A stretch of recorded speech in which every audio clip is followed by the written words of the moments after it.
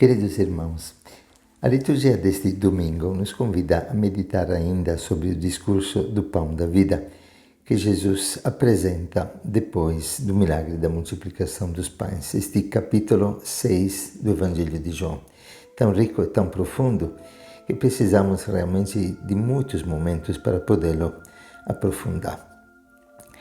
E neste domingo o Evangelho nos apresenta realmente a nossa postura e nos questionamos. Perante os mistérios divinos, sempre nós podemos escolher entre dois caminhos. Qual o caminho que nós queremos percorrer? O primeiro caminho, o caminho da vida. O caminho que nos abre a vida eterna desde já. Como lemos no versículo 47 deste Evangelho, quem crê possui já a vida eterna. E quem dele comer deste pão jamais morrerá. E eu, dirá ainda Jesus, o ressuscitarei no último dia. Tem então uma vida eterna que começa já aqui e que nos leva depois também na experiência desta ressurreição dos mortos para entrarmos na glória dos santos no paraíso. Esta graça claramente é reservada para aqueles que acolhem o mistério. O segundo é o caminho da morte. O caminho que é caracterizado pela murmuração, como escutamos neste Evangelho. Os judeus começaram a murmurar a respeito de Jesus porque havia dito: "Eu sou o pão que desce do céu." Eles comentavam: "Não é este Jesus filho de José? Não conhecemos seu pai e sua mãe, como então pode dizer que desceu do céu?"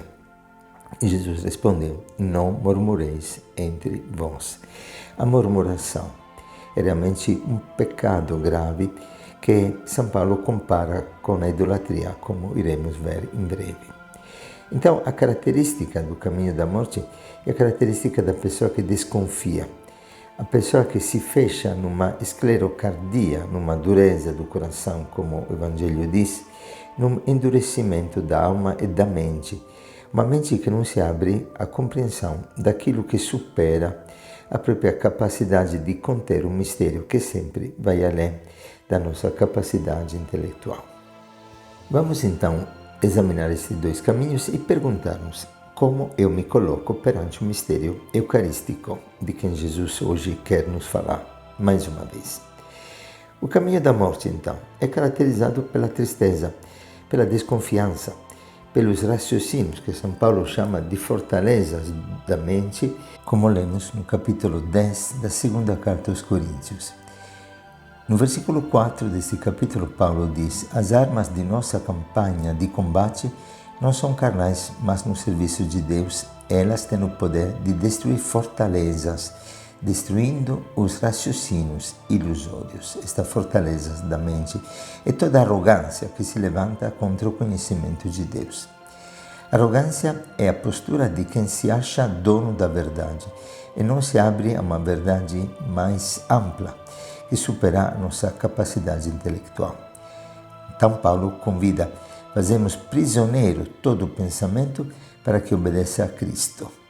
Estamos prontos a punir toda a desobediência até que seja completa a obediência de vocês. Acreditar na palavra significa acreditar naquilo que os nossos olhos não sabem enxergar. Por isso, sabemos que o cristão enxerga mais pelo ouvido do que pelo olhar. Nós vemos o pão, mas pela palavra nós sabemos que aquele é o corpo de Cristo, a carne de Cristo e o sangue de Cristo oferecidos por nós. De fato, precisamos entender que mistério, na dimensão teológica e bíblica, não é algo irracional, mas é algo que supera o nosso conhecimento, vai além do limite do nosso cérebro. Não podemos reduzir Deus, a experiência espiritual, aquilo que a nossa pequena cabeça consegue entender. Jamais esgotaremos, então, o conhecimento de um mistério, mas sempre poderemos conhecê-lo em parte para ir além. Pois podemos entender algo do mistério, mas não compreender o mistério na nossa pequena cabeça, neste cérebro tão limitado. E vemos, por exemplo, o mistério eucarístico de que hoje o Evangelho nos fala. Deus, que do nada fez todas as coisas pela força da sua palavra, Ele que multiplica os pães milagrosamente e que ressuscita os mortos, Ele quis, no fim da vida, entregar-nos o maior presente para estar conosco todos os dias. E na Eucaristia, consagrando o pão, disse: "Este é o meu corpo entregue por vós." E sabemos que no grego este verbo, "é o meu corpo", tem duas formas com que podemos expressá-lo. Uma forma verbal indica exatamente o ser ontológico, é realmente o meu corpo, enquanto outra modalidade do verbo ser significa exatamente representa o meu corpo, não é exatamente ontologicamente o corpo. Bom, em todos os relatos da instituição da Eucaristia que encontramos no Novo Testamento, inclusive nas cartas de Paulo, nós sabemos que sempre se usa este primeiro verbo. Nós cremos que a palavra de Cristo são constitutivas. Se tudo foi criado do nada pela força da palavra, a palavra pode transformar aquilo que nós, pelos olhos, enxergamos como pão, na presença do corpo de Cristo. Este mistério, que a teologia chama de transubstanciação, significa ir além da substância que aparece. Não cabe no meu cérebro, mas eu sei que também o meu cérebro entende, e que o Senhor sempre dá oportunidade de entender o mistério através da confirmação também da inteligência pela ciência. Por exemplo, sabemos que nós temos 170 milagres eucarísticos. 62 desses aconteceram na Itália. O primeiro, um dos mais famosos, é aquele de Lanciano, acontecido exatamente na Itália, no qual a Eucaristia se tornou exatamente carne humana, e o vinho se transformou em 5 grumos de sangue, e que este milagre, confirmado pela ciência até por cientistas ateus, mostra que cada grumo de sangue pesa sempre 15 miligramas, e que os vários grumos juntos ainda pesam 15 miligramas, e 2 grumos pesam 15 miligramas. São experiências realmente científicas extraordinárias, que abre nos nossos olhos a visão da fé, com a confirmação da ciência. E um dos últimos desses milagres confirmado pela ciência e pela Igreja aconteceu em Buenos Aires no ano 1996, enquanto exatamente o cardeal Bergoglio, atual Papa Francisco, estava governando aquela arquidiocese. E da mesma forma, sempre em todos os milagres, o sangue do grupo AB apresenta-se glóbulos brancos, ainda vivos, mesmo que pela ciência só podem viver poucos minutos fora do corpo humano, e ainda parece que sangue e carne pertencem a um homem de cerca de 30 anos que vive a agonia da morte, mas que ainda está vivo. Exatamente aquilo que nós proclamamos no mistério eucarístico. Agora, a murmuração é esta atitude de desconfiança.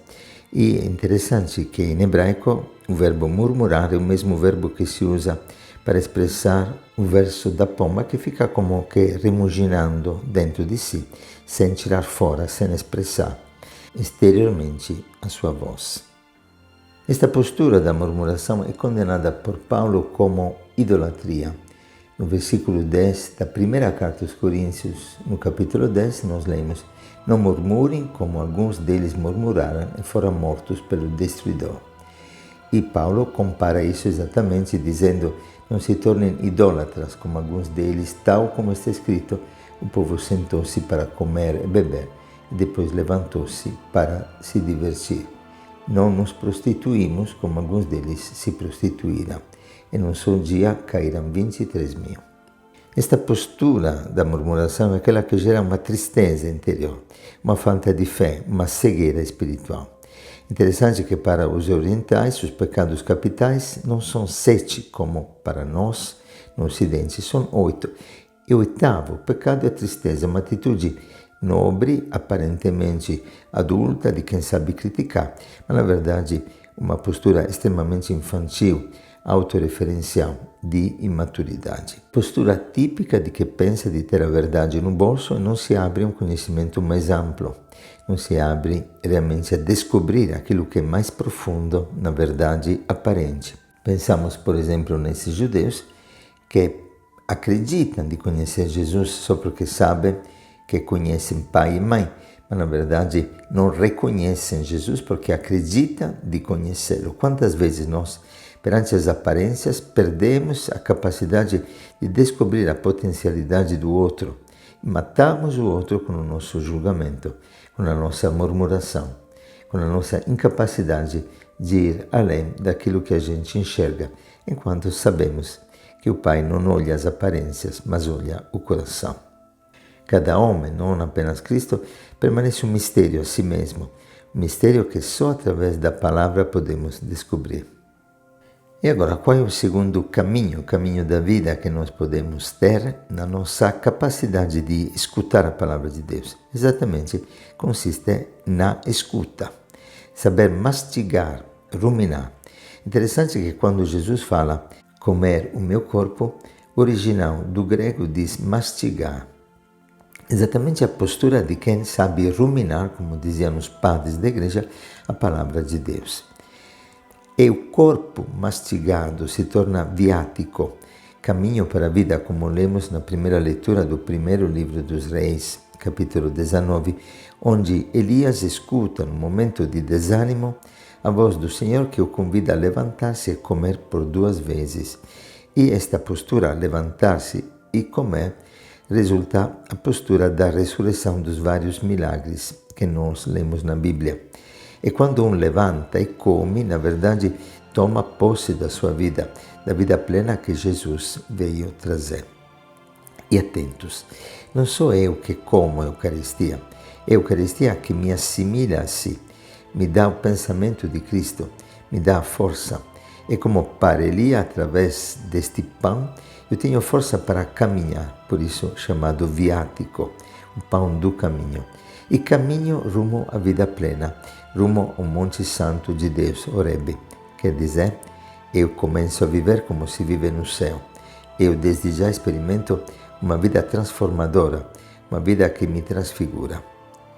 Interessantíssimo que São João, por exemplo, não relata a instituição da Eucaristia, como já dissemos em outras ocasiões, e isto porque para São João toda a vida de Cristo relatada no Evangelho é Eucaristia.